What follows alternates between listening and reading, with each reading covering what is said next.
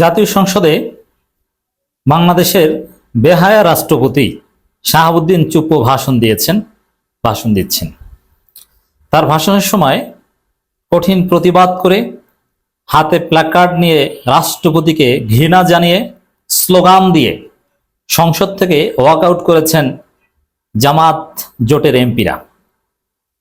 দর্শক, কোন দেশের সংসদ অধিবেশনের শুরুর দিন এরকম ওয়াকআউট এবং সংসদের ভিতরেই স্লোগানে উত্তাল করা, এটা বিরল দৃশ্যপট।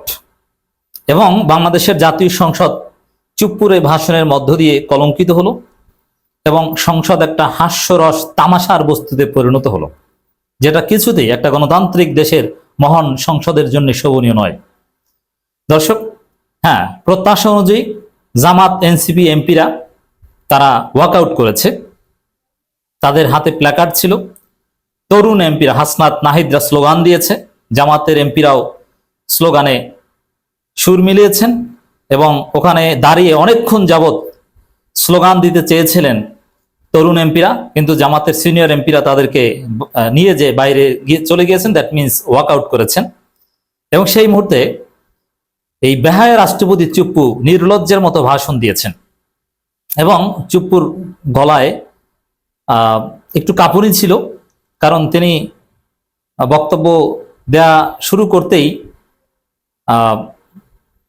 জামাত এমপিরা চিৎকার শুরু করে দিয়েছে, স্লোগান দেওয়া শুরু করে দিয়েছে এবং একটা বিব্রতকর পরিস্থিতি। এর মধ্যে দিয়ে কয়েকটা বিষয় স্পষ্ট হয়েছে। নাম্বার ওয়ান, যে এই চুপ্পু, এই লোকটা যে কতটা বেহায়া, কতটা নির্লজ্জ, থার্ড ক্লাস। রাষ্ট্রপতির ভাষণের সময় এরকম ঘটনা বাংলাদেশের ইতিহাসে কোনোদিন ঘটেনি।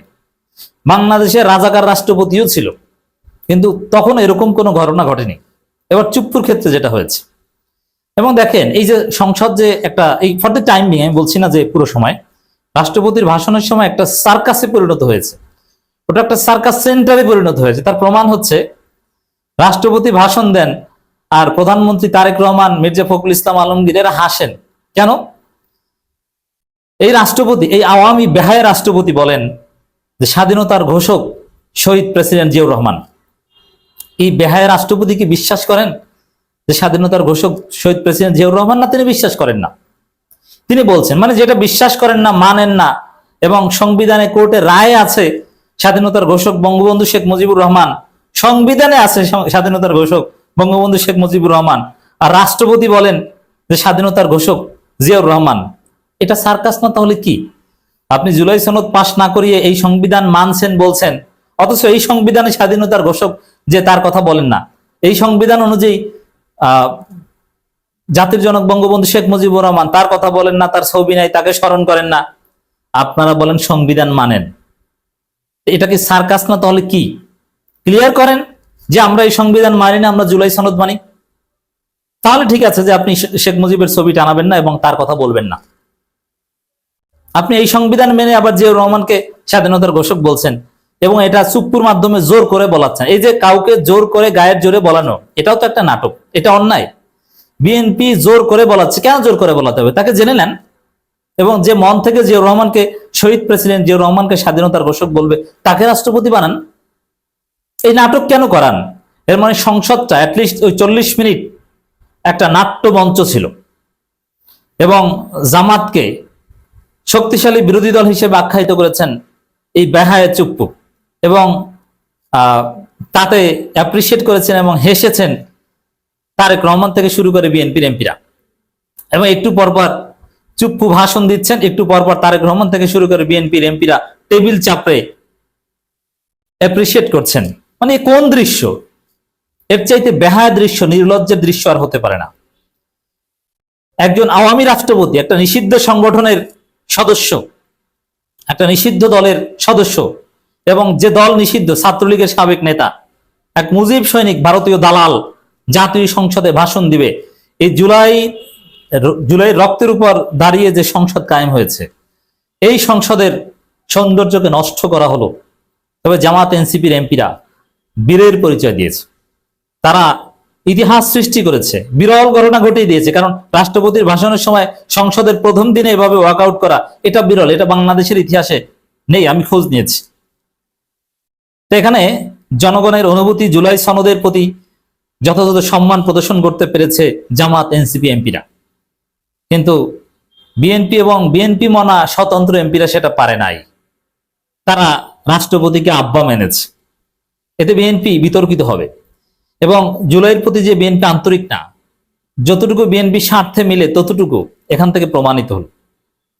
কারণ রাষ্ট্রপতিকে রেখে দেওয়া বিএনপি স্বার্থের সাথে যায়। দেখেন, রাষ্ট্রপতি যে ভাষণ দিয়েছে, এই ভাষণের উপর যদি পর্যালোচনা করতে বলেন, সেটা নিয়ে কোনো কথা নাই। কারণ যে ভাষণ দিয়েছে ওটা শুনলে মনে হবে যে আমিরে জামাতের ভাষণ। কারণ আমিরে জামাত যা বিশ্বাস করেন, রাষ্ট্রপতি শাহাবুদ্দিন বেহায়া চুপ্পু ওই একই কথা বলেছেন। বিএনপির রাষ্ট্রপতি বা বিএনপি কোনো নেতা কিংবা জামাত কোনো নেতার ভাষণ আর এই চুপ্পুর ভাষণের মধ্যে কোনো পার্থক্য নেই। কারণ চুপ্পু তো এখানে কাঠের পুতুল, তাকে জোর করে যা বলতে বলেছে তিনি সেটা বলেছেন।